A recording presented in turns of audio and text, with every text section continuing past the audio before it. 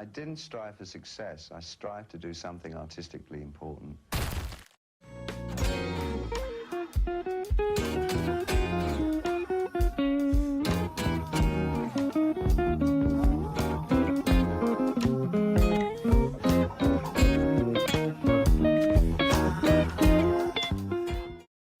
Hey everybody, we are back. We just finished our discussion on Ram, and now we're gonna go to Lewis's album. So here you go, Lewis.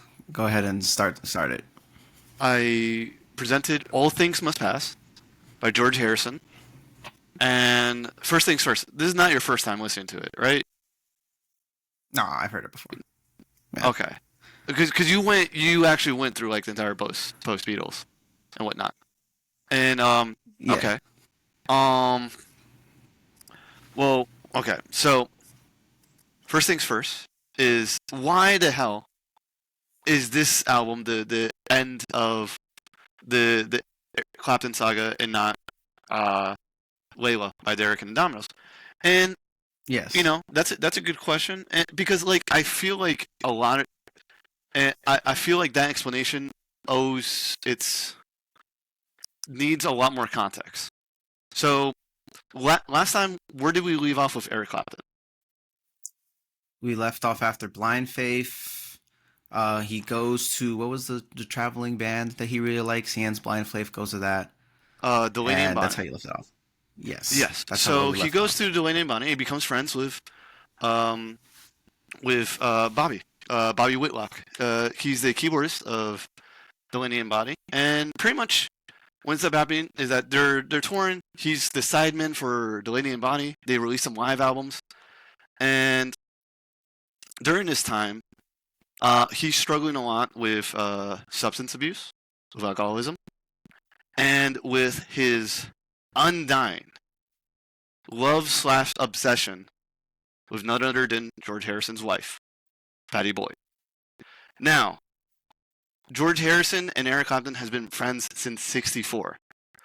They met originally at a show that was played by both the Beatles and the Yardbirds for television. It was like a Christmas special, and they immediately became good friends. And one of the reasons why they became good friends from the beginning is that George was out of the blues circuit, meaning that like he's not really competing with Clapton. Like Clapton has like a tough time forming relationships with other guitarists because he's always got the thing of like I gotta be the best. I gotta be the best guitarist from London, right? He's too competitive. He's really shy. He's very like standoffish, and that's why like there's most of the time that like other guitarists meet him, they always say that at the first meeting he was really cold, really distant. Jimmy Page said this. Pete Townshend said this. Jimi Hendrix said this, right? Even when they become friends later on, it's just that first initial meeting. He's like, but this is George Harrison. Like he's like in the pop game. He's a pop. Yeah. He's in a boy band. Like he's not really a threat. Yeah, he's got the funny haircuts. Yeah. So they're like, and George is like famous to the point that like Clapton can't compete. Like in '64, Clapton never thought he was going to be world famous, especially not for blues. Yeah. So he's like, oh, I'm not even worried about that guy. Like that guy is like out of my league. And George Harrison really liked him because Clapton is a walking, talking encyclopedia of blues. Like he knows every single blues record you can possibly think of. And at the time when there wasn't even blues books or magazines, he was completely outside of the culture. That was seen as like a superhuman feat. But it was but then what happened? George Harrison married Patty Boyd, and Eric Clapton started dating a chick named Charlotte. Hold up, I had it right here. It's in my notes. Well, okay. While I look for this, Charlotte Martin. Yeah. Yes, Charlotte Martin, and keep in mind these are two blonde models. right? Yeah, that's Charlotte right. Charlotte dumps Eric for substance abuse, being standoffish, being very emotional. Typical Eric shit, right? Yeah. Which we already Guitar know player because we already did syndrome. guitar player syndrome, right? And then Patty and George buy a house in Friar Park, and there and George invites a lot of people to stay. One of those people that he invited is Charlotte Martin, in which they had an affair. And this is '68. This is around the time that Clapton is coming in for the White Album sessions as well. Yeah. So that puts their friendship in a rough spot. Puts the marriage that Patty and Boyd had in a rough spot. And what was George's bright idea? Okay, kick the girlfriend out. She goes on to have kids with Jimmy Page, by the way. She's like 3 for 3 right now. Damn. And yeah, for real, right? and George's bright idea was like, okay, I gotta get better. So he gets deeper into Hare Krishna. And while he's struggling to have kids with Patty. And Patty's not about the Hare Krishna shit. But he's got like half a cult at Friar Park doing hours-long chanting. Like the house is madness at this point. He has a cult, or like half a cult, just a bunch of people who do it with him. No, it's just a bunch of people who come and chant and meditate all fucking day, living like at his home for free, right? They bring their kids too, like they bring their families as well. And this is a point that like Patty like brought up, where it's like she even had like moments where like a few of the kids almost drowned because everyone else was chanting inside and no one was paying attention to the kids playing outside, and they got a pool. And What? So like like I don't know. I've never heard of any of this.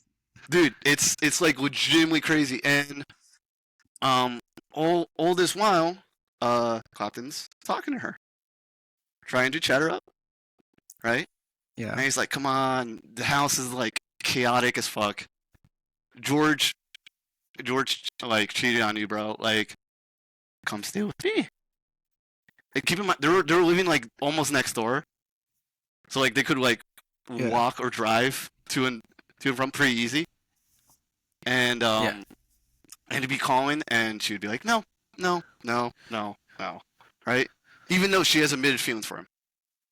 By the way, there's even a few times they go out without George. And so Bob, I know this sounds really disconnected, but this is the Clapton that Bobby Whitlock meets.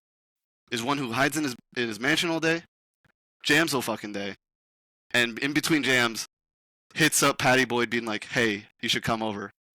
No, come on, you know you want to. Attempting to commit adultery. Yeah, like legitimately, right? And yeah, and whatnot, and sometimes it works, sometimes it doesn't, but like they're just jamming along, and but all at the same time, he's still kind of friends with George. It's weird to describe it as that, but even then, like what you call it, so George he's making his first record with and on top of all this, the Beatles are breaking up slowly and painfully. Jeez. And like drama filled. Right? So George's life is like legitimately like in turmoil around him. And he's just trying to Hare Krishna chant his way out of it. Yeah, he's trying to Hare Krishna chant. He's trying to record music out of it. And the Beatles broke up, and he immediately like wants to like do stuff like in order to distract himself, get right back to work. Yeah. Make sure they can keep the house and that he like can Ram. provide for the children. Right. He shows Phil Spector all the demos he has, stretching all the way from '66. And Phil Spector, like pretty much the reason why this album is like super big is because Phil Spector saw all of these demos and went, dude, all of these can go on an album. Like all of these are that's what I was gonna ask you. Is this album super long because there's always the meme that Harrison didn't get to write any songs except for like I think like 3 of them. And Yeah, are these albums all songs Harrison wanted for the Beatles that just never made it? about 90% of this album. 90% outside Oh, of the jams. okay. We'll get to the jams. Yeah. But George Harrison, he's looking for a band, and he forms one for the Old Things Must Pass that included Clapton, Bobby Whitlock, and guys that they like. That lineup ends up being the lineup you hear on Derek on the Dominoes plus Dwayne Allman. Like it's like that lineup plus Dwayne Allman is Derek and the Dominoes. And so if it wasn't for this album, there would be no Derek and the Dominoes. There would be no Layla. Oh, and Layla is named after a book that was given to Eric by George. That's the story between a Indian princess named Layla and a poet. And in fact, there's like lines from that specific book that are lyrics in the songs on Layla and Assorted Love Songs. But oh, what question was I answering? There's a lot to keep in my head right now. Well, I just asked if these were all like Beatles songs, or like wanted to be Beatles songs by Harrison. These are all wanted to be Beatles songs by Harrison. And most of them. And so pretty much like he didn't like start and just wrote 30 like incredible songs out of nowhere. These were like this for years trying to bug the guys. Like he even wanted Isn't It a Pity to be on Revolver. That could have been on Revolver. That could have been on Revolver. I mean, I think it's a great song. It could What you have call been it? the last song to Revolver. I can see that. Yeah, and also I think Let It Down was also supposed to be for Revolver. No, The Art of Dying was supposed to be on Revolver. Art of Dying, and then nope, Tomorrow Never Knows instead. Specifically, Tomorrow Never Knows instead. And I can't really. That's a hard call. I can't be mad about that. That's a tough call to make. But it feels like all of Harrison's career in the Beatles is, here, I got this song, and they go, well, but we got this song, and then they replace it for like 6 years. But, okay, now, a lot of people are asking themselves, why the fuck is Clapton and Harrison friends at this point? Right? Well, yeah. It turns out that the reason why, who originally gave George Harrison the idea to start making solo albums if the rest of the band was not going to hear him? Clapton. Yeah. In fact, in the middle of in between Revolver and Sgt. Pepper's, Clapton was thinking about quitting guitar and becoming a sitar player and focusing on doing that and then studio recordings. And he was thinking that for a while, and then he told his sitar teacher that, and his sitar teacher was like, I need to really think about that, because like to get to the level where you can play like sitar well takes way longer than playing guitar well, and you already play guitar well. And it's like it would make no sense. You would have to restart your entire career. And so he's like, honestly. I want you to really, really think about it and come back to me. The very, very next day, George Harrison runs into Jimmy and Clapton hanging out in a hotel lobby. Right? Yeah. And they both are like, yo, George, get over here. And George told him his plan of like quitting guitar, becoming a sitar player, and both of them were like, why? You're one of us. You're like one of the guitar greats, one of the British guitar greats. Like, is like you would be abandoning us.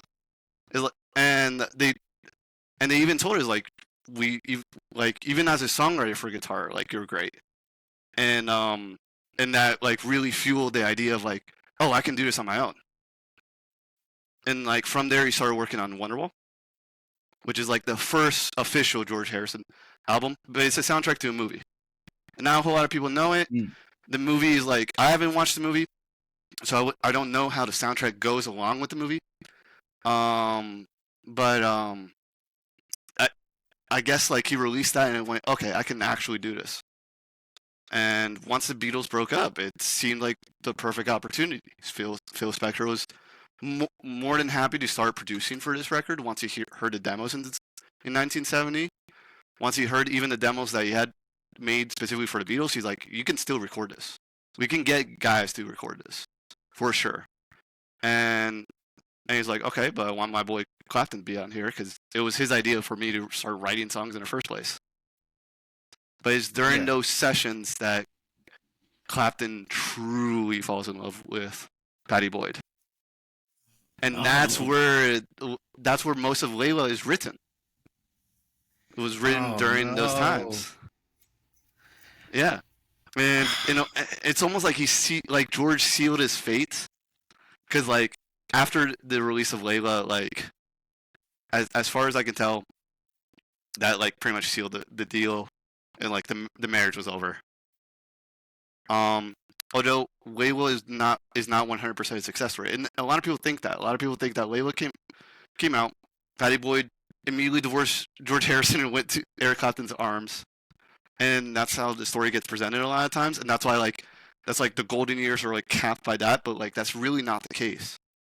According to Rolling Stones, the first Rolling Stones interview after Layla, right? They asked him, like, well, you wrote this album for a woman. They don't go into detail of who this woman is. He's like, you wrote this album for a woman. You've said this multiple times, and have you showed it to her? And Clapton's response is like, yes. And they ask, what did she think of it? And his response is like, quite frankly, she didn't give a damn. Damn. Yeah, because that's fucked up. That's so sad. So pretty much he recorded all the stuff for All Things Must Pass. Immediately went to Miami to record Layla. Recorded it with Dwayne Allman. That's a completely different story. We'll get to that. Had the album, mixed, mastered, everything. Brought it back. Got the tape. Showed it at the first chance he got to Pattie. He's like, pretty much like, meet me at my hotel room in London, and I'll show you it. And he showed it to her. And according to her autobiography, she was mesmerized from start to end, and then the album ends, and then she goes, what the fuck am I doing here? Oh my god, everyone's gonna hear this. I gotta get the fuck out. Like, everyone's gonna know that this album is about me. And George is gonna fucking kill me. And like, oh my god, what the fuck? Holy shit, what did I do? Which honestly, I think is the much more realistic reaction. Yeah. Than her going. Want an album written for them. Do they know that people don't want the spotlight like that? Right, exactly. Especially when there's already turmoil. There's already like it's already out in the open. By the way, like George, like knows that Eric is going after his wife. In fact, there's like a one of the last times he sees Eric sees Pattie before he goes on to do Layla was at a party at George's house. It was an after party. They go off to the garden. Yeah. They're chilling there. They're sitting there, and pretty much George, and this collaborated by all three people: George, Eric, and Pattie. And like George like finds them and goes, "All right, what's going on?" Is like, "What's going on here?" And before Pattie could speak, like Eric cuts her off and goes, "Man, I have to come clean with you. I'm in love with your wife." And, and George just like sits there for a good 30 seconds and then just looks at Pattie and is like, well, are you going home with me or him? And Pattie doesn't say a word. She just gets up and goes with George.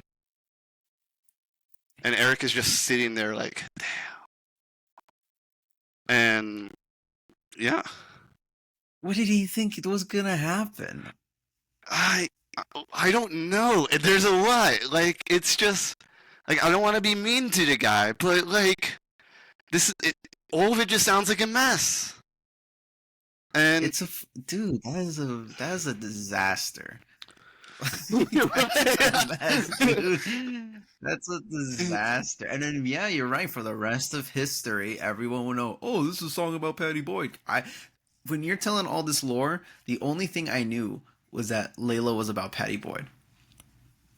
No, dude, like, and So by the way, there's this is that. like spark notes as fuck. Like, there's a lot I could go into, but like, first, but once again, we're talking about All Things Must Pass. We're not talking about the entirety of Layla, but like, it's almost impossible to talk about these two albums, their interaction, without bringing this up. And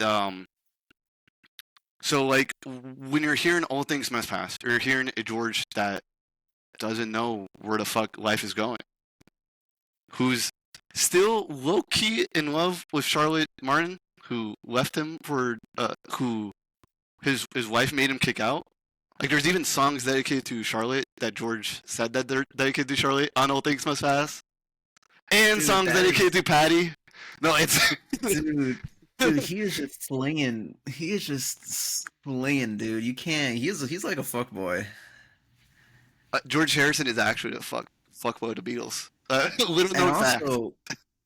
also, Yeah, that's like musical cheating. Is writing a song about another girl on your album. when you're out, yeah, it's.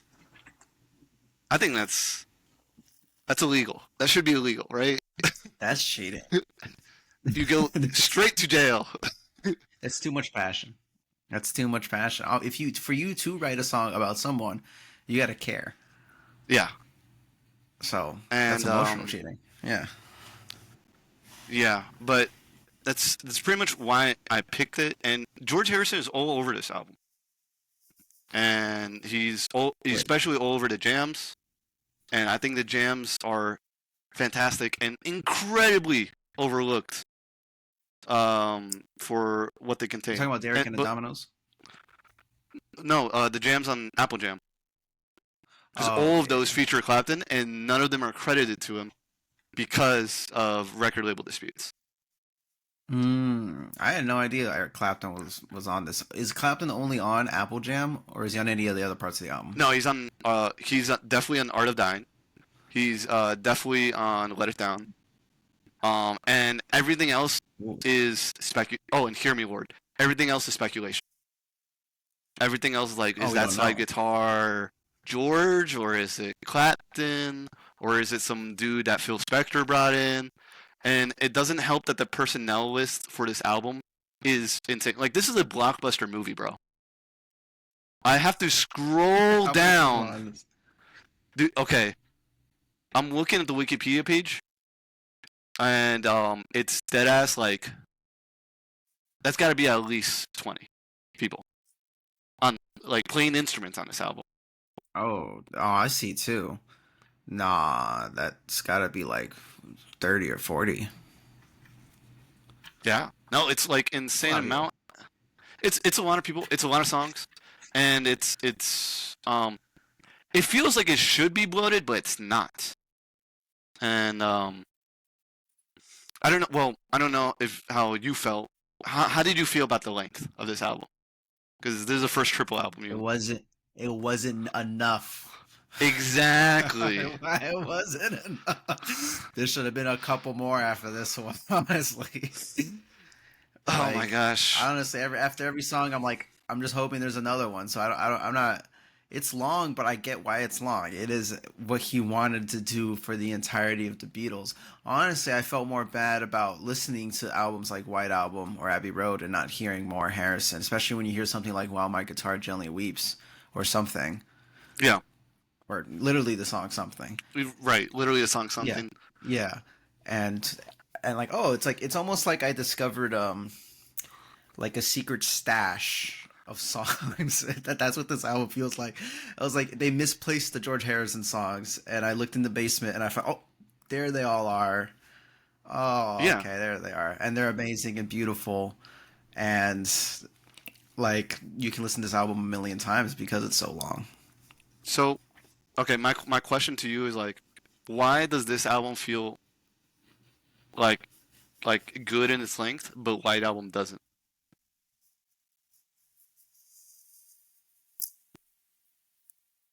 White Album does feel good. I don't. I highly disagree. I like the White Album and the fact that it's long. I think it's because White Album. It's because each song is so different. Well, at least all these songs are Harrison songs, Mhm. and they all have a. They're doing what he wants them to do. Well, White Album, you go from like Obla Di Bla Da into While My Guitar Gently Weeps into Revolution, into like some other stuff like Honey Pie. You know. True. Well, there is two Dylan songs on this album. Yeah, I see that. I hear what's On that All about. Things. Yeah. It's okay. So Harrison. So he has that conversation with Jimmy and Eric. He's like, okay, I want to do my own thing, but like, shit, like I really don't feel comfortable in like my lyrics. Um, so he starts listening to a lot of Dylan. And then he lets and then he lets Dylan know that he's a fan. And after how tense the recording sessions are for Get Back and for White Album, he hangs out with Dylan. He hangs out with the band. He goes with Dylan to Woodstock, where he hangs out with the band. And he's like, first of all, he's like really inspired by how egalitarian Bob Dylan is with his band. Like, even though it's his songs, like, he doesn't give them instructions on what to play. He's like, you guys, feel it out, and I'll let you know if there's anything bad.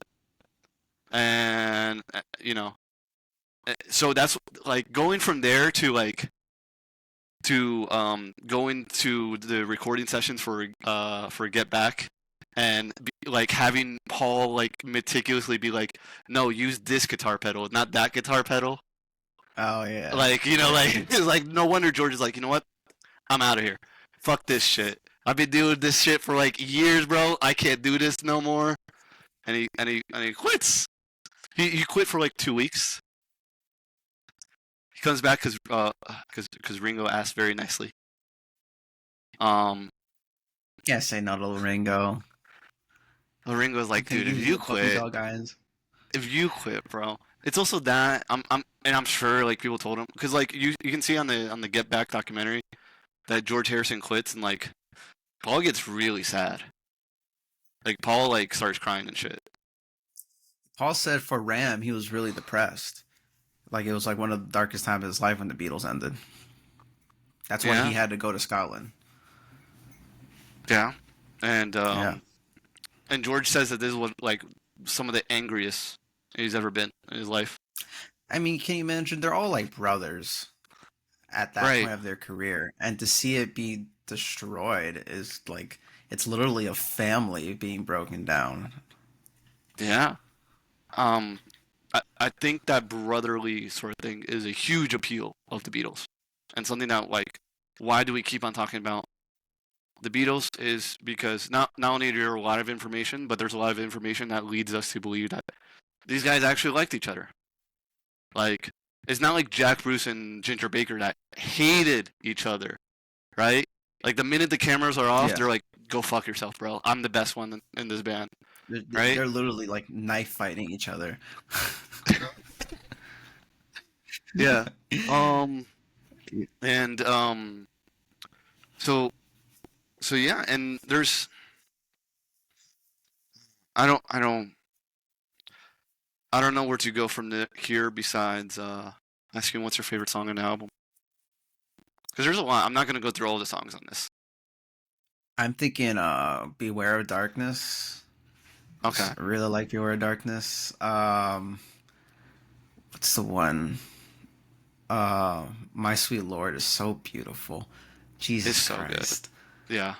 It's like ridiculous. Let It Down is so hype. One thing I wanted to comment about, you were saying how Harrison doesn't like his lyrics. That's why he got Bob on it. Well, that's why he started hanging out with Bob. He's like, I gotta think how this guy thinks. you know, Oh, okay. and I that's noticed why that he's this like, whole album, yeah, go on. this whole album is produced where Harrison's vocals are super low on like the mixing. Like he's kind of hushed, and Right. everything else is like there's the wall of sounds on this album are insane. And now I actually did not know this was Phil Spector.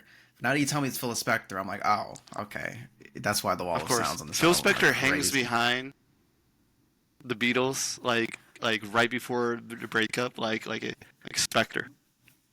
Just Dude, he's no, he's literally like they're about to all be free agents. It's like an NBA team, and he's about to start picking off some of the all stars. he also produced well, he produced Let It Be um without the band's permission, by the way. Uh, Wait, how do you do that? Pretty much the Alan Klein and the record label. Alan Klein, being a manager of the Beatles, hired him to produce and do this wall of sound, because the entire idea of Let It Be was to be like a really at least at the beginning of the sessions, right? I don't know how it is towards the end, but at the beginning of the sessions, like Paul was very insistent on like this is like a back to basics album. This is a rock and roll album. This is like none of this like we're all playing our instruments album. And Phil Spector's like, let's get an orchestra. Because he's He Phil was not George Martin. Yeah, well, George Martin, like, so after I think the Get Back sessions, well, George Martin came back for Abbey Road, and you can tell the difference between like how George Martin does things and how Phil Spector does things. We compared it to, it's still like if you listen to Abbey Road, it's very rockish. Like there's some orchestration towards the end, but like George Martin is very tasteful. He's an extremely tasteful guy. And not just that, he also helped the Beatles be more professional, because he's like, the minute you guys start bickering like idiots, I'm out. And I think it really honed them in to be like, okay, Abbey Road, it's gotta like be good. We gotta be respectful, and they really wanted to go out with like a decent album and not just be like, oh, we started fighting and now there's no more band, you know. Oh, so Um, George Martin rung them together. yeah, Yeah, to me it sounds more like Phil Spector really grasped control of the whole production, while George Martin was like, a string part right here is good. I can write you one. mhm. You know? And yeah, it's like, and not just that, it's like, well, maybe we can try this out. And he's always like asking. Phil Spector is like, oh, I'm producing this. Is my album. It's my album now. And Yeah. and for those who don't know, Phil Spector, before the Beatles, was like the producer, right? He's the one who invented the wall of sound. He's the one who inspired the Beach Boys to pursue the wall of sound. Um, He did Be My and Baby by the Ronettes, and that song is insane. yeah, and that's on a 4-track, and that's what people forget. Like the reason why Phil Spector is like the way he is because he innovated the wall of sound with nothing.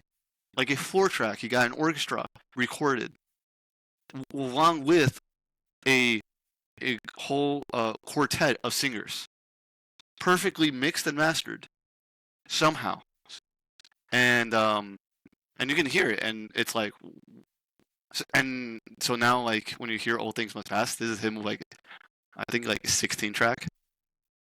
It really fucking shows because there's so much sound, and something that I really like that added a lot to this wall of sound is that it's not only orchestra wall of sound, it's like instrumentation wall of sound. There's like 7 guitars in one track, and Yeah. Yeah, I've noticed it's very guitar heavy. I mean, it's yeah, probably because Clapton, also because of Clapton, and just George is a guitar player, so he's yeah, able to write guitar parts really well.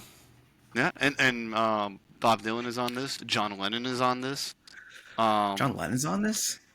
yeah, actually, it's Johnny's birthday. It's Johnny's Who? birthday. Oh, yeah.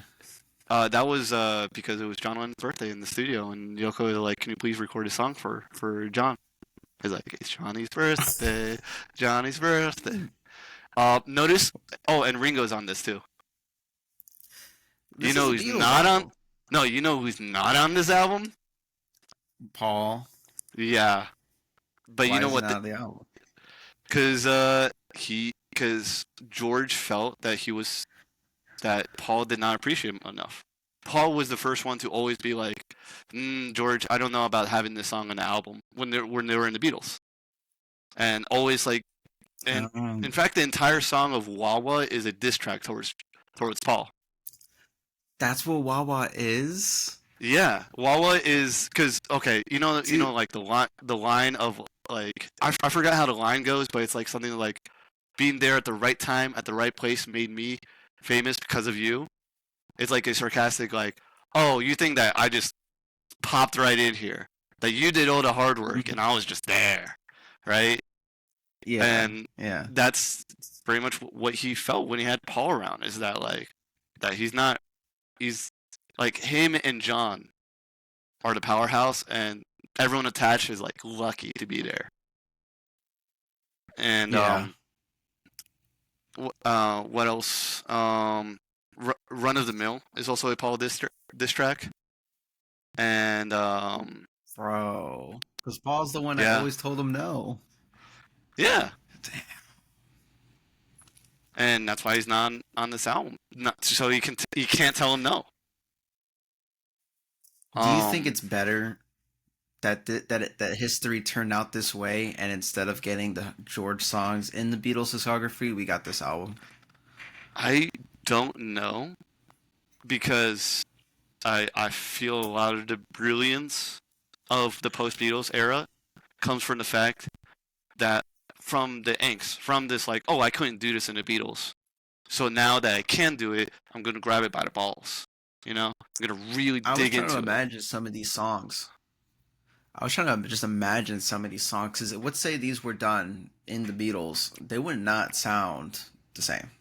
Obviously, because like Phil Spector wouldn't be on it, and it wouldn't have that angst. Clapton wouldn't be on it.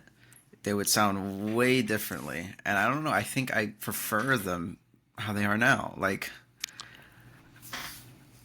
It's I hard. can't really It's imagine them.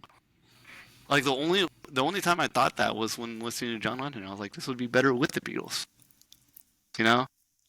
Yeah, it would be because there wasn't enough for Lennon, but there's more than enough on All Things Must Pass. Yeah. Um. There's actually okay. So there might not be Beatles versions of All Things Must Pass songs. There's All Things Must Pass versions of all the Layla songs. Oh, There's actually, if you go to um, Layla and Assorted Love Songs, and you go to like all the way down on the Super Deluxe, you'll find All Things Must Pass version of Tell the Truth, and it's like completely different. And I like way yeah. better the I the the I gotta Layla hear versions. Yeah, and that. Yeah, the Layla versions could use more orchestration. I'm gonna have a meme here. Anyone in the comments who here actually listens to all 7 minutes of Layla? Don't lie to me. what I know you you don't? skip past once the piano starts playing. I know you don't. I'm talking to the audience right now. No, dude. If I'm someone talking to the skips, audience right now. I'd slap the shit out of anyone that bet you does that. skip. When 2 minutes and 30 seconds happens, and it's the piano part of Layla starts playing, do you skip? Don't lie to me. Okay? Don't lie to me. Put it in the comments if you don't skip her. If you don't skip. Are you a true Layla-er? Oh my gosh, that's funny as fuck. That's Because you because know most people skip when the piano comes. no, that only is because of the record label, and we're gonna, you know what? Let's get into this, all right? So Layla, the Let's get actual into it. album got fucked, all right, by so many different reasons, all right. Why? One, Eric insisted on recording in the U.S. in order to get a bluesier sound, knowing damn well that the visa would not allow him good amount of time to stay in the U.S. to record. Like the entirety of He was Layla, running out. yeah, the entirety of Layla is 10 days of recording. And how long is All Things Must Pass? Do you think it took him to make that? That's months. That's Yeah, from May to it's- October. Yeah, that's how long it should. Yeah, Yeah, 10 And- but- days. 10 days with most of the songs not written. Like, Oh, so that's like, bro, that's like one Yeah. day. Like, yeah. So and not just that, like also without the lineup fully settled. So like, they get to Miami. They get to a studio that's like dingy as fuck. Like this is not Phil Spector's studio. They got barely anything in there. In fact, Clapton for most of it is recording off a amp this big on top of a chair that keeps on falling over because he plays it too loud. this sounds like the Velvet Underground, not Right. not Layla. Like, Well, not Layla, but like he wanted it to be in he wanted an American studio that's cheap and that can be that can be accessible now, because he needed to record it immediately. He needed to get the fuck out of the Oh. UK, and he needed to record it because now. out of the frustration for Patty Boy. Yeah, that's what it is. and he's Yeah. looking for escapism, and on top of all that, he's doing crazy amounts of heroin. Him and the rest of Derek Oh, and the fuck. Dominoes. And so they get there. They do 2 days of Yeah. recording. They're like they start going, bro, what the hell are we doing? And then the studio engineer gets a call, and from that call he's like, oh, yo, Dwayne Ullman's band is playing, and they want us there. And so Eric and the guys were like, we obviously are going, and this is how Eric met Dwayne, was at a show, in which Eric got there late. Security let him through, so there's like the stage, the barrier, and then the audience, and security lets him through like that barrier. So it's like him and like the rest of the band, and they're just staring up at Dwayne, and Dwayne's doing his thing. He's got his eyes closed. He's soloing, right? And he looks at the audience, and he looks at Eric, and he stops. Like he stops playing. It just stares and goes. And the keyboards for Allman Brothers, because he's the one telling the story. He like thought that Dwayne broke a string, so he starts soloing. And he's like, oh, what happened there? And he's staring at Dwayne, and Dwayne is like this. He's like, oh, what is Dwayne staring at? And he stops. And he goes into a drum solo, while both of them are like, it's Eric. And pretty much they played a shorter set, and without each other asking, hey, do you want to jam? They just go, hey, where's your equipment right now? And then Yeah, they we are meet up. jamming. They jammed for 15 hours after that. What the? What? Yeah, like they all the entire night. Day starts. They stop at lunch. What the? Did they had to drop a tab, something. Come on. I think That's- I really think cigarettes and music did the trick. Cigarettes and music. I mean, listen, both. I mean, think of it from Dwayne's perspective. Dwayne at this time is like, he's like 22-year-old kid. He's not internationally famous. And Eric is like, hey, you want to jam with my band for as long as you want? You bet your ass he's gonna take that until like the guy's drop dead. Yeah. You know? Yeah. He passes out. And not just that, they're both Dwayne and Eric are like blues encyclopedias. So it's not like they run out of Yeah. songs. And yeah. and then from there, Dwayne joins the band, and apparently Clapton got way better, like mood-wise because of Dwayne. Because like Dwayne You was think very Dwayne's kinda inspirational. He's like another blues prodigy in a way. Like he's another Clapton. Yeah, I think Yeah. think he's better at Clapton. I think Dwayne is S tier. And Ooh. and for those who doubt me, listen to Live at Fillmore '71, because that shit like would have changed rock music forever. Like had he continued, unfortunately, Dwayne died super young, and so they were recording this album. They recorded Little Wing.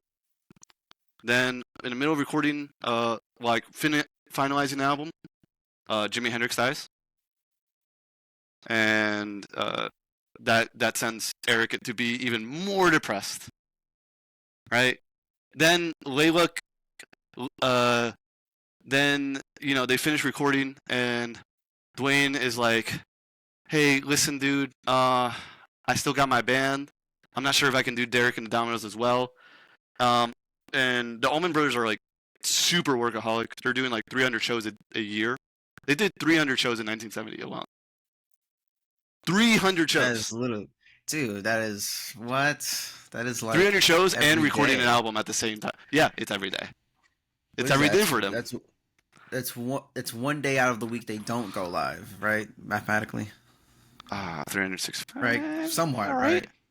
Yeah. Jesus Christ. And so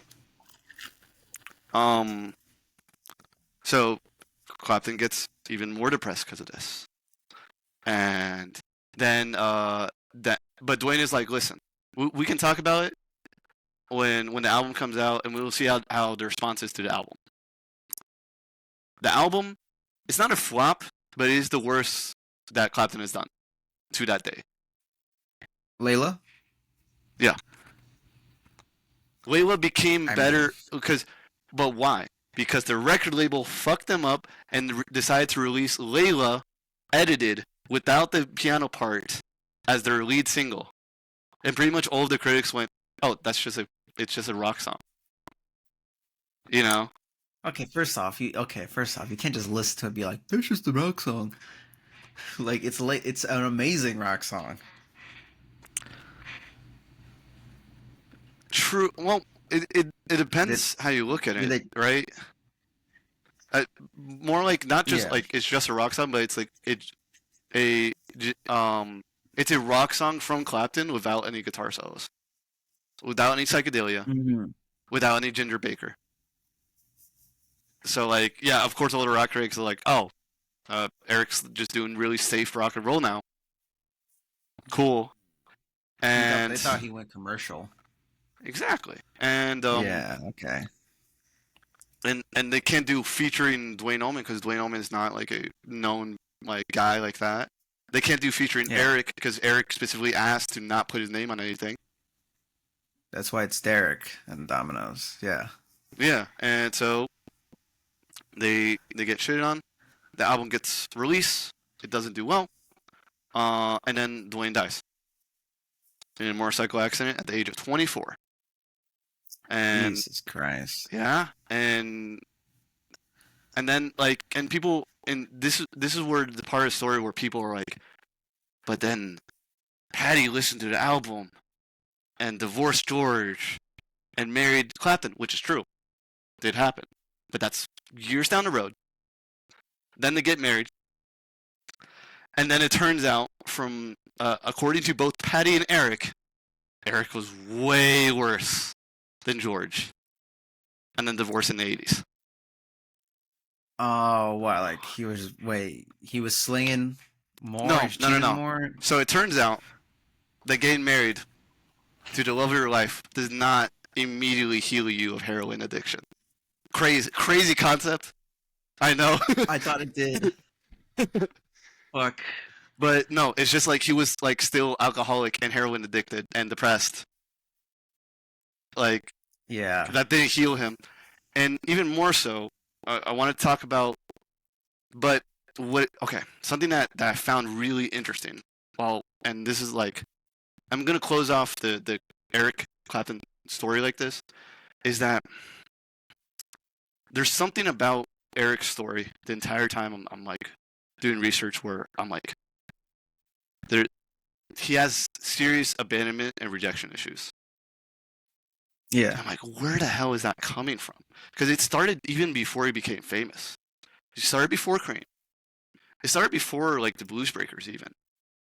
And That's kind of why he keeps jumping from project to project, right? right, and he's like doesn't want to be a He failure. leaves He them doesn't before they leave him.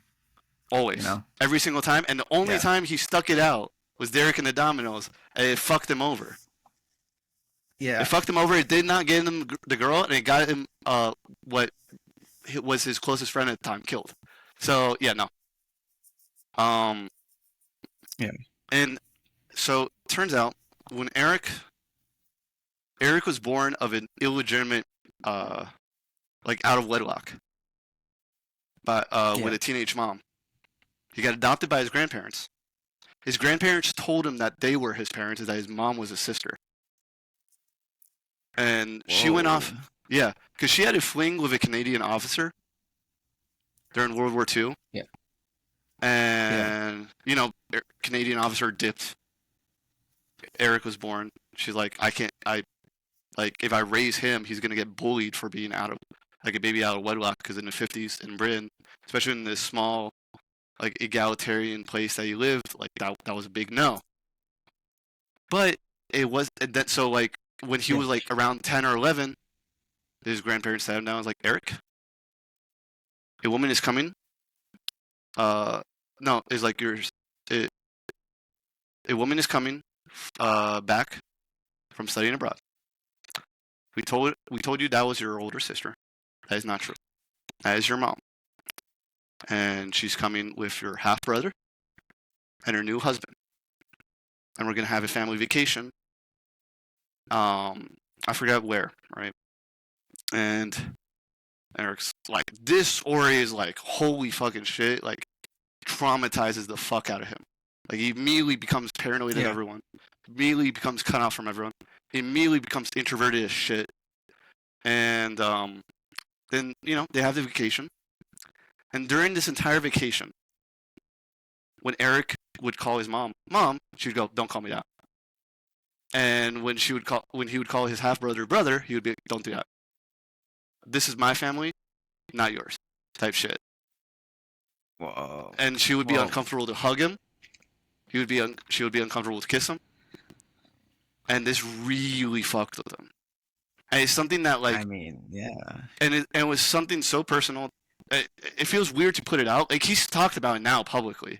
Him and his family have talked about it publicly. But his first girlfriend, Charlotte Martin, the one we talked about all the way at the beginning, she dated him and had no idea. Had no idea about that. He never told anyone. Yeah, I mean, he probably never just told her. Or never told anyone, really. But now, then, with that context, listening to Layla, listening to his lyrics of, like, is like, am I not good enough? Why don't you want me? Why did she go away? What do I have to do? Right? Oh my god.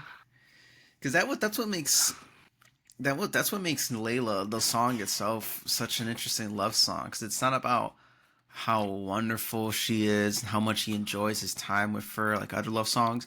It's like screaming, you got me on my knees. Like, he needs her. It's like he cannot live a life without her. That's what makes it such a powerful song, and very different from other love songs. Right. And it's and having that, like, end your assorted love songs, it's also really weird, but it's beautiful. And I'm not even sure if he's, like, aware. He was aware when he was writing this album. They had those, like I'm not sure if I'm, like, psychoanalyzing the shit out of this or not. But for me, like, that's actually that gives way more depth to Layla. And also, with the parts of Layla that do stand out as being very loving. Actually, there's one part in particular, which is the piano part with the two slide guitars. It's kind of duetty. At the end of Layla, at the song Layla, which is Eric and Dwayne, and I think that's, like, the true love story of Layla is, like, those two. Those two guys that, like, loved each other. Like, they had a friendship that would exist outside of the fame. And I don't think most of Eric's friendships up to that point was like that. Most of his friendships were very much professional relationships, people he would have to hire and pay, you know. And Dwayne is like, dude, Well, is like, maybe you know, aside from Jimmy. yeah. I'd say aside from Jimmy. Yeah. Well, like something that Eric talks about a lot is that like he was friends with Jimmy, but he wasn't super close. Mostly because Eric was like, nah. It's like I can't be next to the guy that like is way better than me all the time, and like he regrets He that put him on a years. pedestal. Yeah, Yeah. and he regrets it years later because he's like, no, he genuinely tried to be my friend, and I just rejected him because I was like, I have to be the best, or some bullshit. And and I think Dwayne changed him because it was the first time that he saw a guitarist that was like that he what Jimmy thinks is better than him, and he's like, oh, this is my friend, this is not my enemy, you know. And so and yeah, no, Layla is super powerful. All Things Must Pass is super powerful. Listen to Live at the Fillmore by 71, please. If you're a guitar player, you must listen. Blues. Yeah, especially if you're a guitar player. But if you like really good guitar, like the bluesy side, you'll love the album. All right, go listen to it. And that concludes the Eric Clapton story. And George Harrison was a big part of that. And you know, and George, after the release of Layla, was kind of like pretty much had no beef with Clapton, which is I don't know if it's weird or beautiful or whatever fuck, but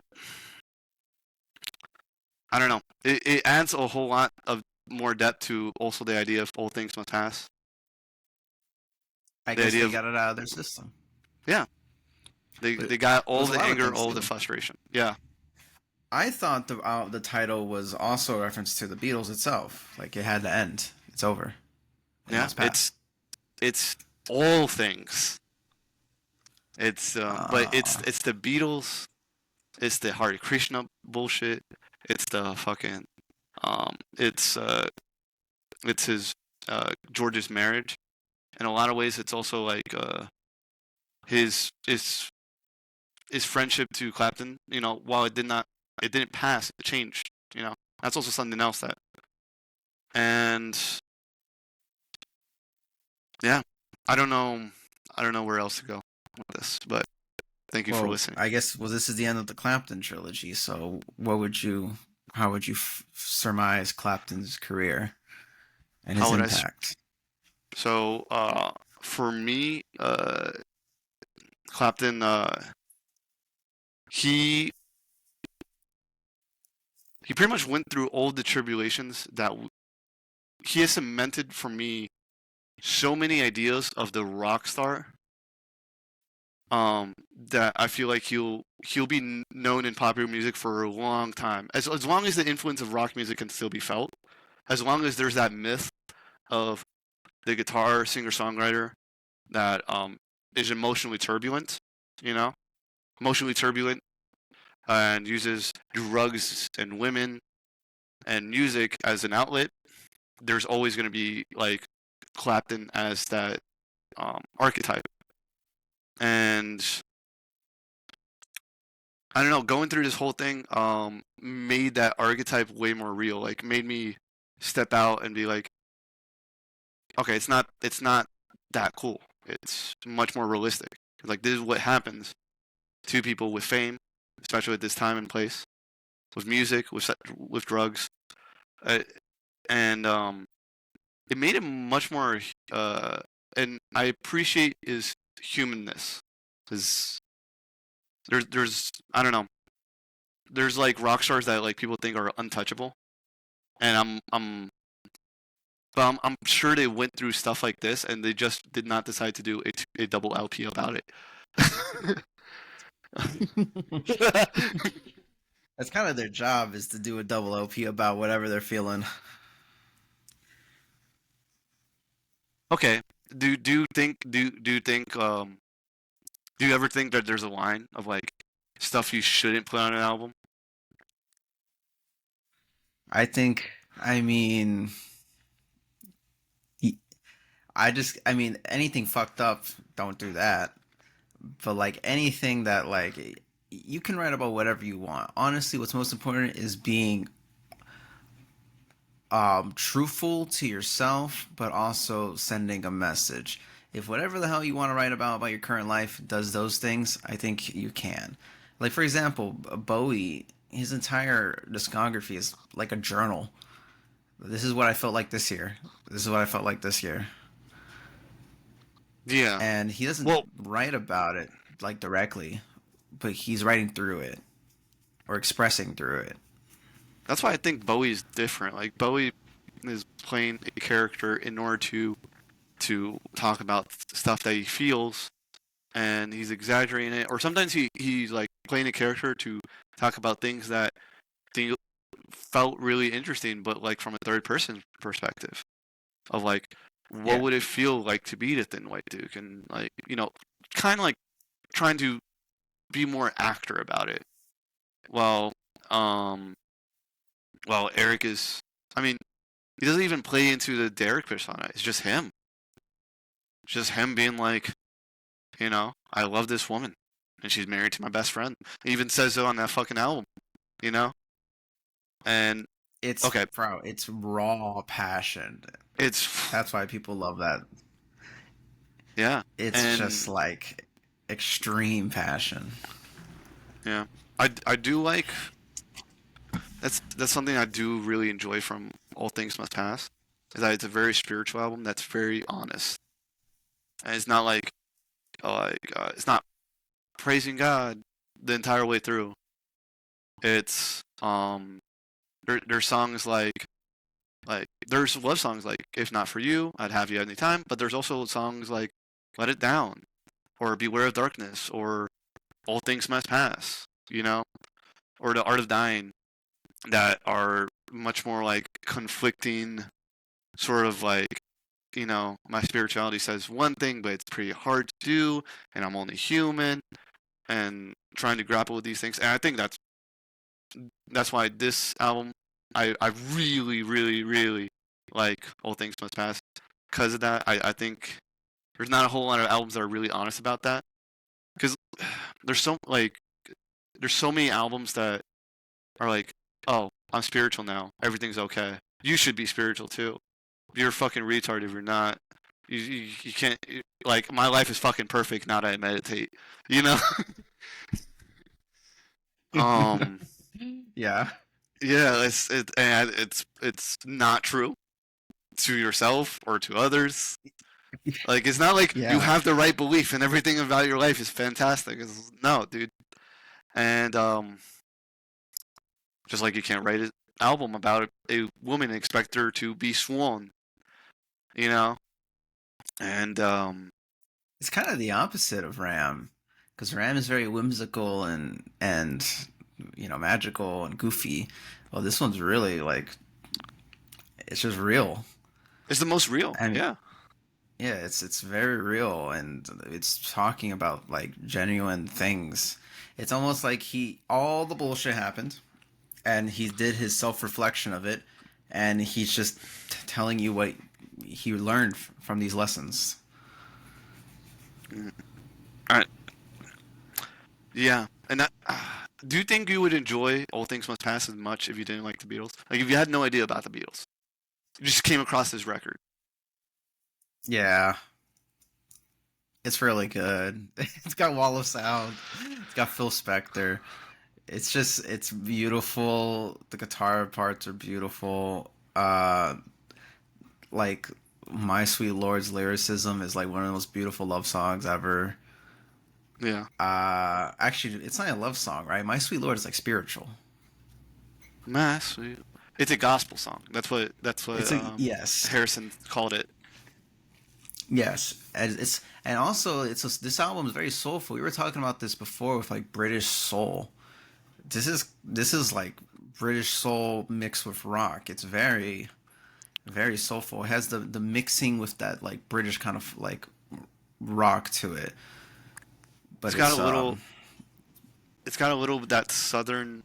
That it was like.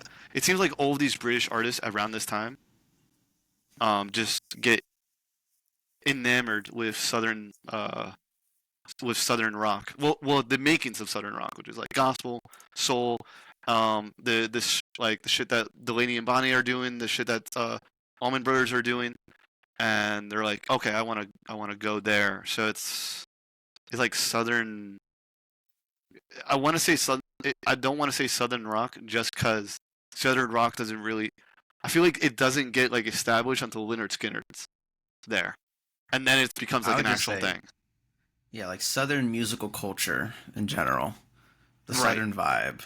Yeah, and I do feel like, you remember I was saying like Ram perfectly encapsulates Paul. Do you think this album perfectly encapsulates Harrison? Like it is his voice.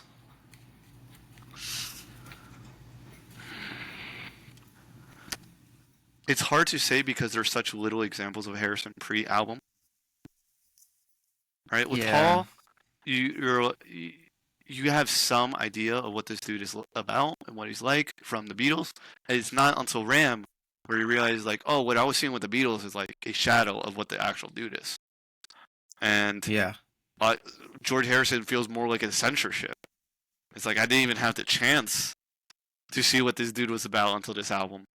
Like, I can't judge this dude off like and he's still doing the impossible because I get little glimpses of what George is about from Something, from Blue Jay Way, but it's not enough for me to even feel confident comparing that image with a 3 LP album. Madman, by the way. He wanted the jams. He insisted on the jams in there, and and the record label would be like, "That's too expensive," and he was like, "Well, just sell it at a double LP price." And or else like we're not doing it. So thank God for him. Thank God for the jams. If I also really like the jams, not just because like they're like from the recording sessions and they're like in between songs. That's something else. Like George insisted that people keep on playing, even in between songs, in between takes, just to feel really warm, really loosen up, and really like collaborative. Something with the Beatles that he hated was the fact that like each of them played their instruments by themselves. And it wasn't until the Get Back sessions that like they started playing again all together as one band, even for demo recordings. You know, like past once they started doing the whole orchestrated thing, it would just be demos get sent directly to George Martin, and George Martin will decide, okay, we need this, we need this, we need this, and I don't want to blame George Martin, by the way, because it just makes more sense. Like you save time. You save time. Not everyone needs to play on every single song. And I was thinking like George. Go ahead. No, go. No, you go. Yeah, I was saying George Martin just comes from like a very professional, old school record studio kind of perspective, where he's thinking about time. He's thinking about accessibility. Like I wouldn't blame him too much because he's just like he's working with kids, honestly, and he can do it well. There's actually a hilarious story from the Beatles anthology where this was like the first time that I forgot who, but one of them took acid and thinking that like they were gonna work on a different song, and Yeah. and then I think it was Paul that took acid, and pretty much thinking like they were gonna work on a John song and not have to worry about shit today, and pretty much George is like, all right, if we finish really quick. George Martin was like, okay, if we finish really quickly, we can get to Paul's songs. And he told John, he's like, you got to stall as long as possible, bro. And you can't tell him I'm on acid, bro. I'll get so much trouble. I was like, and and pretty much like they had that conversation. Paul even went to the rooftop just to like escape the studio, just to be like, they'll waste time looking for me. He got scared. Yeah. Probably got freaked out. And pretty much like he left the room, and George Martin told John, "Is like, he's on something, isn't he?" And John was like, "Yeah." He's like, oh, okay. Like, not worried about it at all. But the entire time, the Yeah. Beatles, like, felt like that George is, like, their babysitter. It's like, I can't George get is in kind of like trouble. the dad. It's Or like, I George can't get in Martin is trouble. like the dad. Yeah. It's like, don't tell him. Don't tell him. The manager comes in. But Man, they were just boys. they're just They were just boys. they're just doing their thing, bro. And I can almost like, oh, and for this episode, I went back through all of the Beatles, and like from Please Please Me all the way down, and I saw how, like, I feel like going into the studio both made and break them, because like staying in the studio both made and break them, because it started being a thing of like, okay, we don't need everyone to play on everything.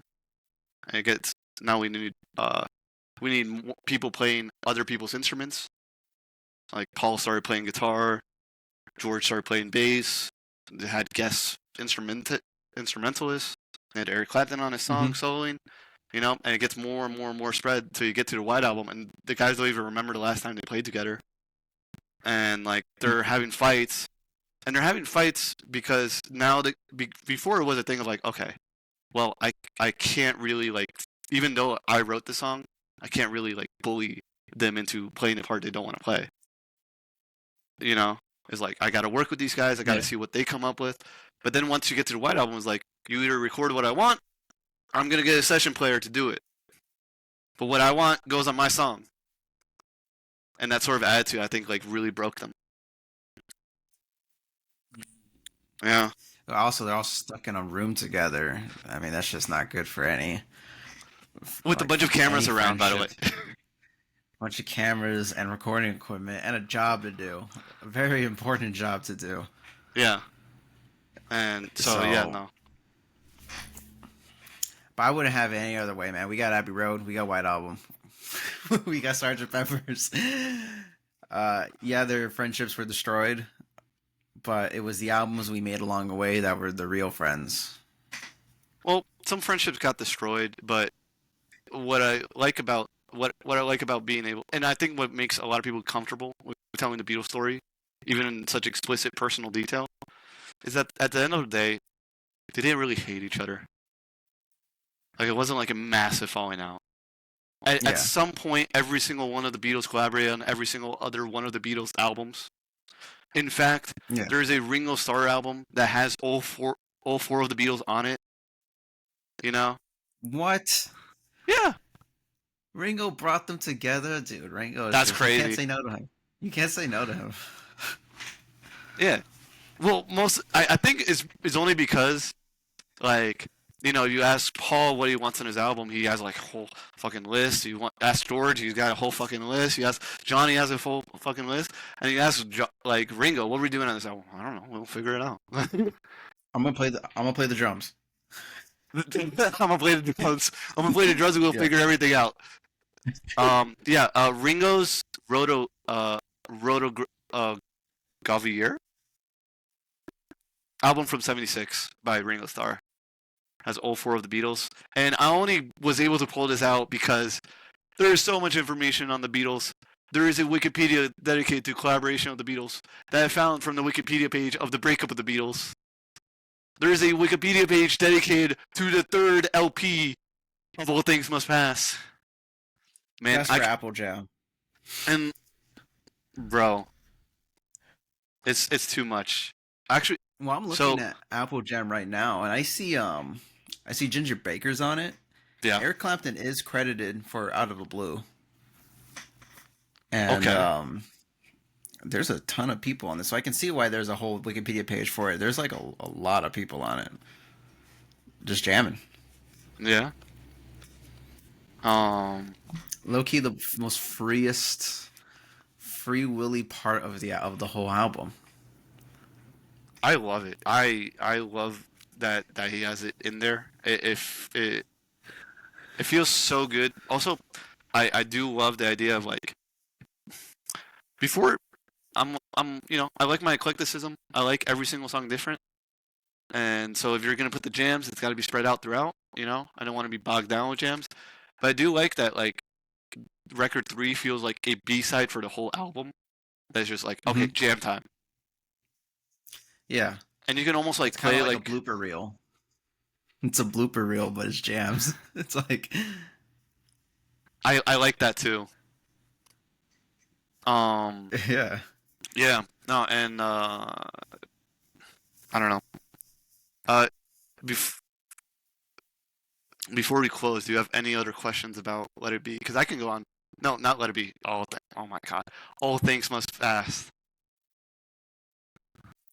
What do you think? Okay, as opposed to Ram, what do you think? How this impacted music in the future? I think this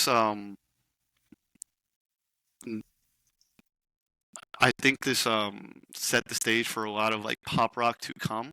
This and Abbey Road, where it's rock became the smoother, soulful sort of thing that adults can listen to. You know, like this almost introduced the idea of like dad rock. Like there is dad rock of like, oh, Zeppelin, you know, like oh, every dad listens to that. Sabbath, every dad listens to that. But the idea of like being able to put something that's elegant, that has virtuoso musicianship without the crazy solos, you know? I'm thinking of like Dire Straits and like Boston. Exactly. Stuff like that, yeah. Actually, Dire Straits is inspired a lot by Blind Faith. Yeah. We talked about that with Blind Faith. Yeah, Dire Straits. What else? Oh, Steely Dan. Oh, yes. I hear a lot of Steely Dan on this one.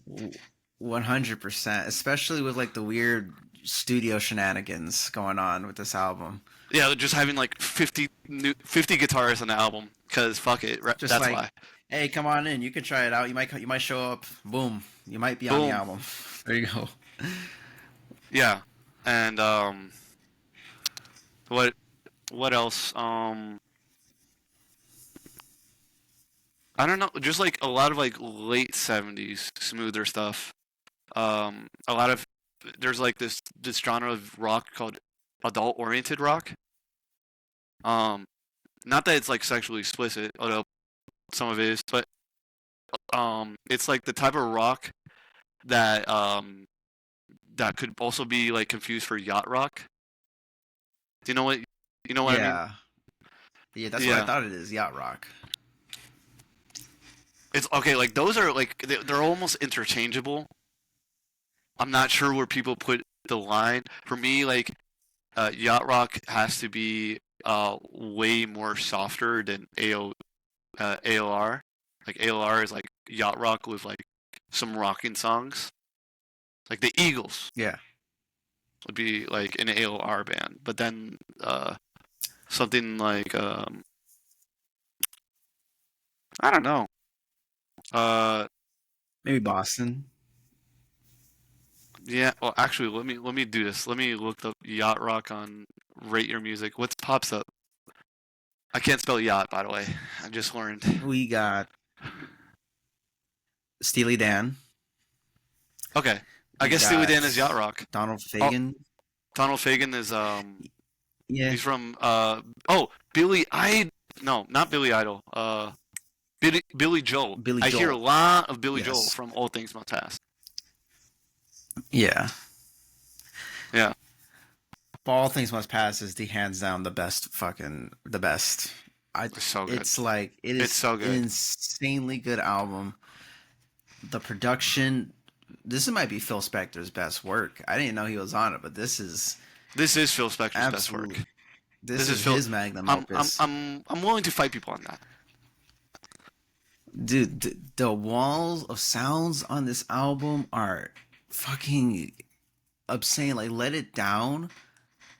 Bro, the horns on Let It Down. Oh, dude, my. I feel the fucking like goosebumps when I hear the Let It Down. Oh, it's just like if it is incredibly strong. Oh, so that shit is rocking, bro. Listen to this album, and you know what? I think we can move on to our final segment, Lewis. Actually, I'm looking at Phil Spector's discography. I'm actually checking if All Things Must Pass is the best one there. Lewis is confirming. Is this the best Phil Spector album? Yes, because he also did Plastic Ono Band and Imagine. What happened there? I guess he's like picking off the Beatles, bro. What Well, I don't happened know. there? Well, not even that. Where's the wall of sound on those ones, huh? That's actually true. Because That's it's like Let It Be, All Things Must Pass, and then Plastic Ono Band. And I'm like, Phil, where was the orchestra? yeah.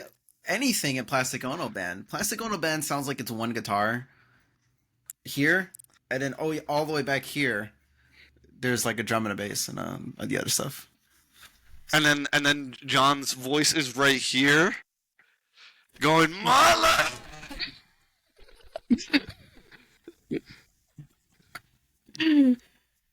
Yeah. Yeah. But okay. So, yeah. Okay. I didn't feel Spector killed someone, so then he didn't make any more music. Yeah, so we're not gonna go into that. Not today. Maybe one Not day. today. Actually, not Well, never. let's- Not ever. Let us take a 1-second break, real quick, and then we will do the final segment. Okay. Sounds good. Okay. All right, we're back. A little bathroom break. But before the final segment, there was one more thing I wanted to bring up to Lewis, and it's to really surmise Eric Clapton. So just to ask you, Lewis, is the reason why you love Eric Clapton not just for his musical impact, but also for kind of his story, it sounds like? I like Eric. Well, I like his music a lot, and I especially gravitate towards his story, not because I have deep-rooted emotional issues like Clapton. Although that doesn't sound very convincing. But because like I'm on the same boat of the blues is completely outside of my culture, but that's what made me gravitate towards guitar playing.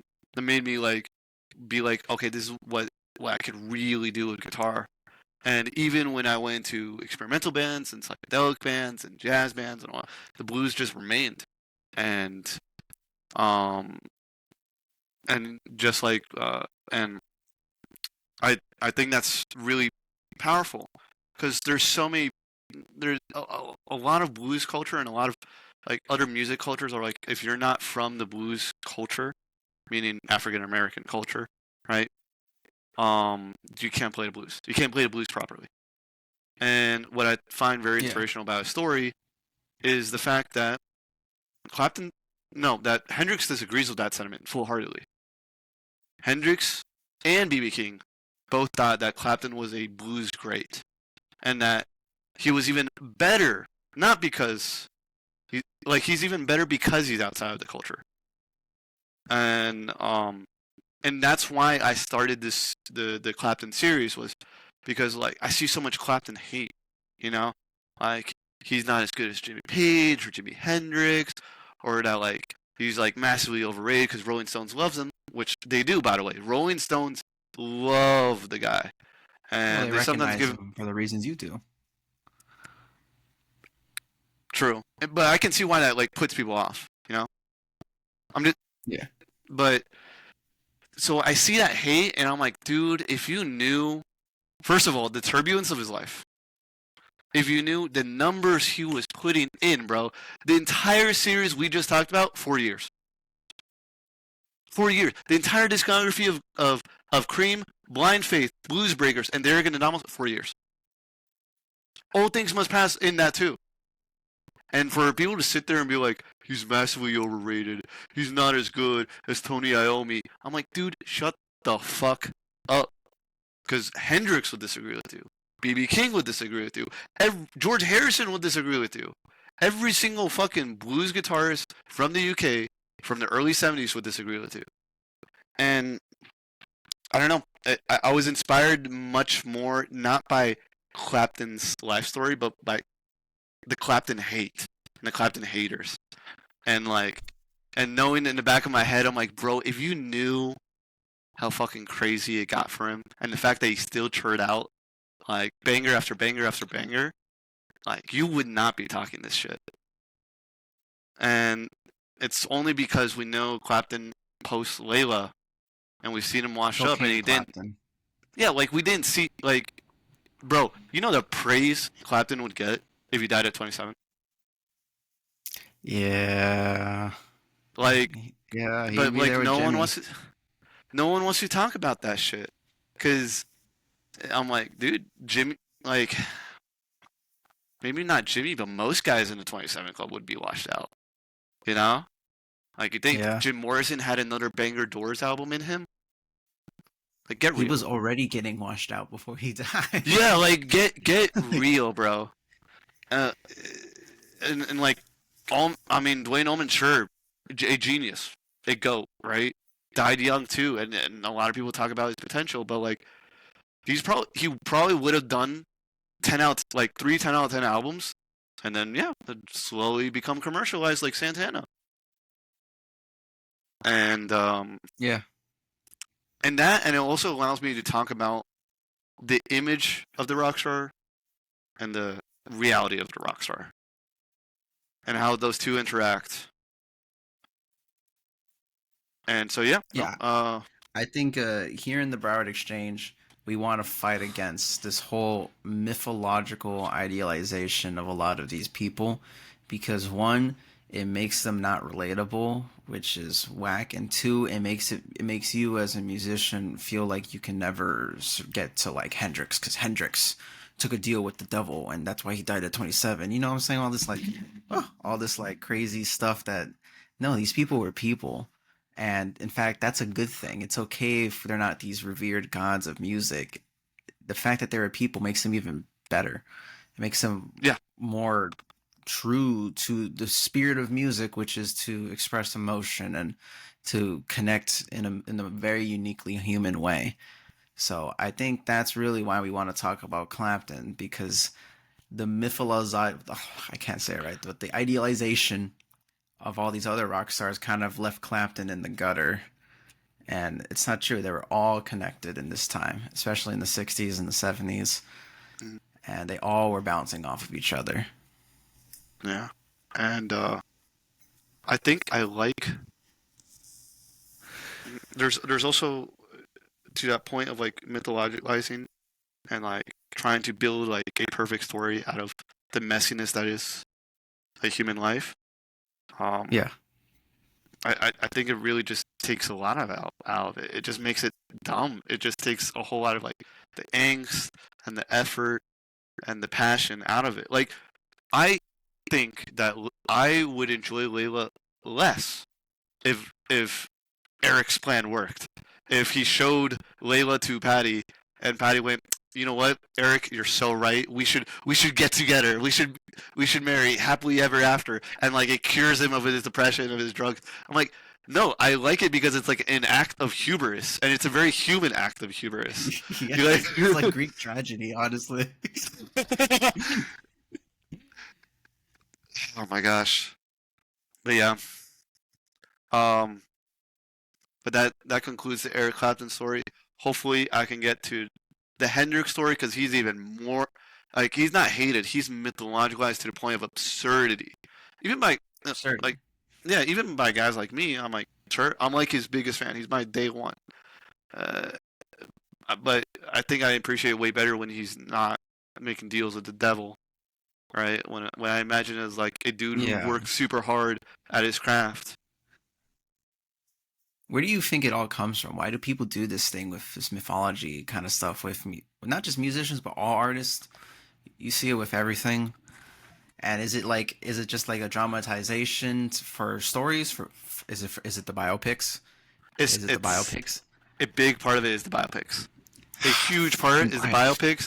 Another big part is like, just like the like people want to worship what makes them feel good, and if it's certain type of music coming from a certain dude makes them feel good, they want to worship that, and they don't want to be told that what they're worshiping is flawed, or even worse, that their worship is actually personally affecting this person.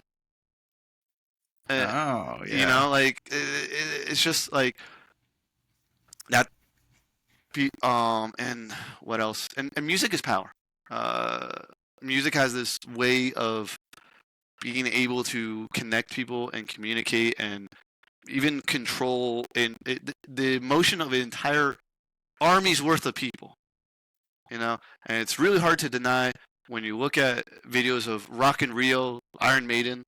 I forget what year, but that's 5 million people all feeling the same thing. It's like the ocean of people that the singer knows that he's like in a way controlling, and that sort of power really impresses people, and it's really hard, especially when you're not a musician. When just playing music seems like magic to you, you see something like that, and it's really hard to picture that just being a normal dude that just worked super hard and got there. Yeah. And we are fighting against this notion in the Broward Exchange because them being human makes it even better, honestly. Makes it real. It makes it real. But any closing thoughts on this trilogy? On this trilogy, for you Clapton haters, dude, get off it. Get off it. Holy shit. I'm tired of Clapton hate. What do you think is the best Clapton work? Like if I was a Clapton hater, Lewis, what would you like smack me with? What album would you smack my face with?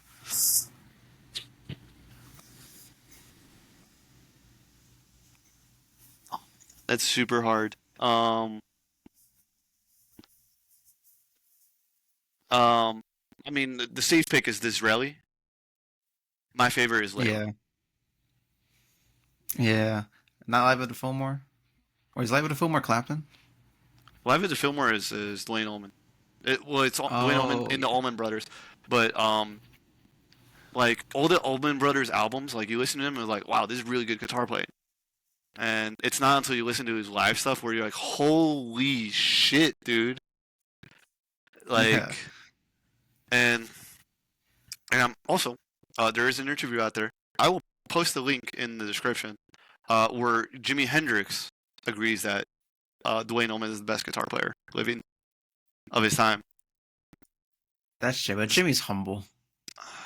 I don't know. Like, dude, you got both Clapton and Jimmy agreeing on the best living guitarist. It's got to count for something. That's true. But right. So for anyone who liked this embarkment of a trilogy we did, we have more that we can possibly do. And if you guys have any ideas for other ones that you want us to do, put them in the comments below. But for now, we are going to move on to our final segment, which is the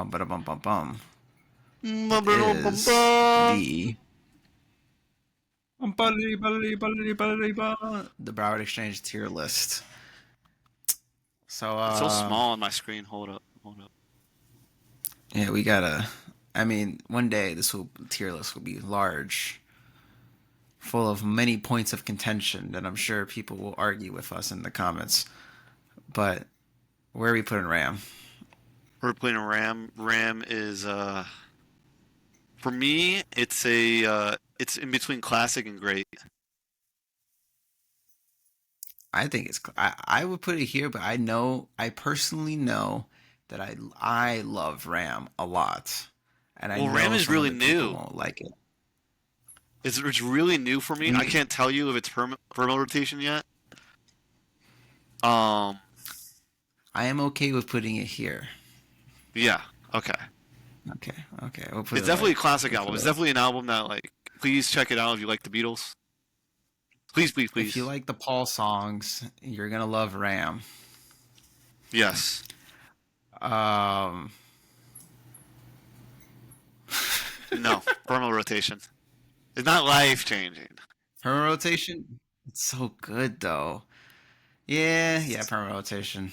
It's perma rotation. Like, I'll listen to a song from All Things Must Pass like every once in a while, or like a side of an album every once in a while from All Things Must Pass, and I've been listening to that thing for like 2 years now. Okay. Quick question. I'm wondering if we can do this. Do what? We're not going to put it on the actual chart, but I want to ask, where would the Beatles albums sit here? Like, would there be any life changing? Abbey Road for me. Abbey Road for sure would be life changing. Abbey Road is just that's my favorite. I put my Revolver might be life changing too. I think Revolver, Abbey Road for sure. I think Permutation is Magical Mystery Tour and Rubber Soul. Yeah. And classic status is White Album, Sgt. Pepper's, and wait, is there any I'm missing? Yeah, I didn't like Great and Pretty Good are all the pre-Rubber Soul ones. Yeah, well, I would actually put Please Please Me as classic status achieved. And I don't. When's the last time you've listened to it? It has been a really long time since I listened to the boy band albums. I'm not gonna lie. Dude, we were joking about this where you listen to the whole discography, including the boy band's albums. When I say I listen to the Beatles again, I'm only talking about Rubber Soul to Abbey Road, and not even Let It Be. I don't even look at Let It Be. Those are what I think. Oh, Let It Be is pretty good. Let It Be would be pretty good. And yeah, it's pretty good. I'm not gonna argue with you on the White Album. I don't like the White Album.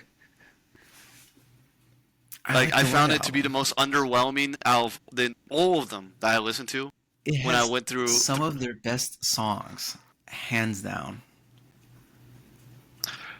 I don't know what to tell you. It just feels like I'm shrugging through to get to those songs. Then I'm like, wow, this song's a banger, and then I'm shrugging through more, and then I have to put up with Ringo Starr singing "Goodnight" to me because that's a bad song. All right. I recently forced my girlfriend. I'm talking as in like I wouldn't let her skip the song during a car ride, like a long road trip back home, to listen to Revolution 9 at full volume with the windows locked. Beautiful. I can't wait to do that to my girlfriend. And to be honest, it was awesome. I haven't heard Rev 9. Like, yeah, it's fucking scary and like horrific, but it is one of the most unique soundscapes and like crazy sampling. It's like fever dream. Rev 9 is crazy. Listen to it again now that you're grown up. Okay. Yeah. I do like Rev 9, and I think that I would like the White Album so much more if it just ended on Rev 9. If it ended on Rev 9, it does end on Rev 9, but Rev 9... No. It goes into Goodnight. Oh, yes, I forgot fucking Ringo. The surprise Ringo. And I'm just like, I'm like, imagine the balls if you just ended an album on Rev 9. Like, that would be beautiful. Fuck it. I'll do 10 minutes of Rev 9 over the addition of Goodnight. I really dislike that song. My least favorite Beatles song. Are you a Ringo hater? Do you hate Ringo? I'm not a Ringo hater. I'm a Goodnight hater. There's a clear difference because actually the Ringo songs on the boy band albums are some of the best. Man, I like him on. He did with the help of Me and My Friends. That's his voice. Yeah, and Octopus's Garden, which is fantastic. Yeah, he does all the kooky, like the goofy songs. I like him. He's like a little gnome, like a little, like a wimp. Okay, I can't say that. You can't say that, bro. And he's like a whimsical friend, you know. I totally he's always feel there for you. His drums are kind of magical. Like he always hits the perfect notes. He is the least problematic every single time. He has done no wrong. I think. And they shit on him for it. Well, no, it's just like he's done nothing. So by definition, also no wrong. You know what I've been thinking about? People say this. You notice not just people are shitting on Clapton, but people are just shitting on the Beatles in general and thinking they're overrated. And I've started joking in my head that people are shitting on the Beatles so much that now thinking that they're overrated that they've actually looped back around and now they're underrated. Yes. Yes. I think there's a bell curve of like uh um is a bell curve of Beatles hate, depending how good you get at your instrument, Hmm? or how maybe not good at your instrument because you don't really play, but like how much you get acquainted with music.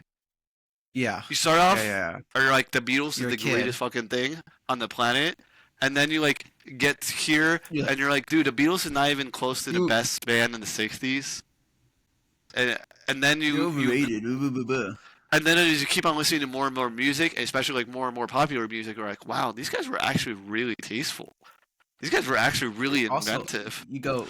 They did everything. They have done every genre ever before At least that they everyone had else. access to, right? Yeah. They did shoegaze. They did noise. They did heavy metal. They did baroque pop. They did psych pop. They did everything. Yeah.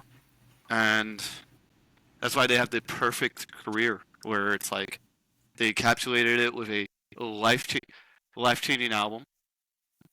They started it with a classic status, and but highly recommend if you've done what Nick here has done and listened to only Rubber Soul Up, go back to Please Please Me. I'm telling you, you will be shocked by how modern it sounds. You'll be absolutely and not just that, even more so if you're familiar with the music of that time. Like if you listen to rock music pre-Beatles, like or even like 64 or 65, and then you listen to Please Please Me, you're like, dude, how are like no one's competing with these guys.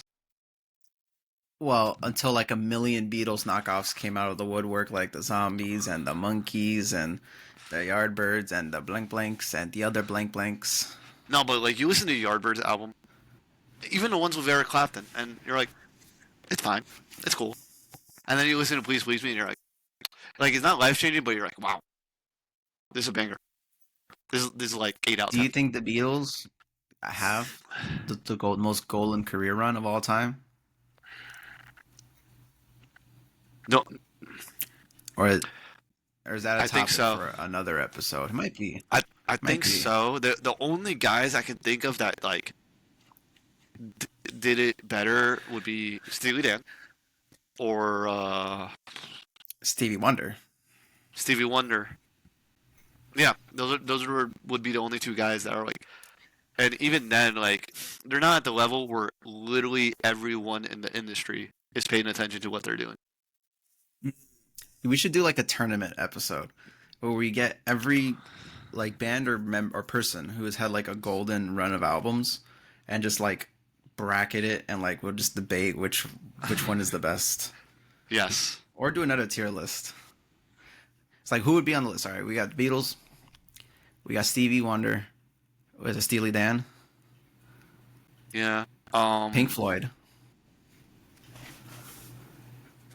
I don't know. Pink Floyd falls off crazy quick. I'm Like, I'm after talking a while. about any band that has a very like golden era. Like they have a series of like 3 or plus albums that are like amazing. Let's do this fairly.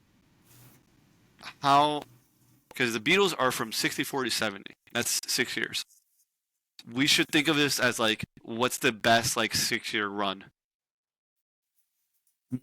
Because the Stevie Wonder golden era is 5 years, 4, Yeah, it's like 5 years. Yeah.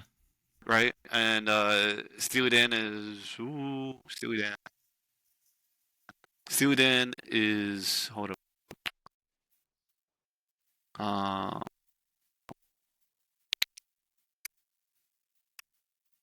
72 to 70. Well, 72, 77 is Can't Buy a Thrill all the way to Aja. So yeah, even then, okay, All right. yeah, All right, that's a possible episode idea. We can definitely do that in the Possible. future. But I guess we can end this one. Let's round it out. Beatles. Listen to listen to them. if you haven't. Holy shit, what are you doing? Wait. Have you not listened to Beatles and you instead heard us talk for 2 hours? Turn us off. What are you Yeah, doing? exactly. Go home. What are you doing? Podcast over. Listen to the Limited Beatles. time. You have limited time on this earth, and you're instead of listening to the Beatles, you listen to us. Anyways, yeah, I guess that wraps it up for this episode, Lewis. That's it for me. That's it. And Adios, yeah. amigos, adios. and good night, Fuck you. everybody.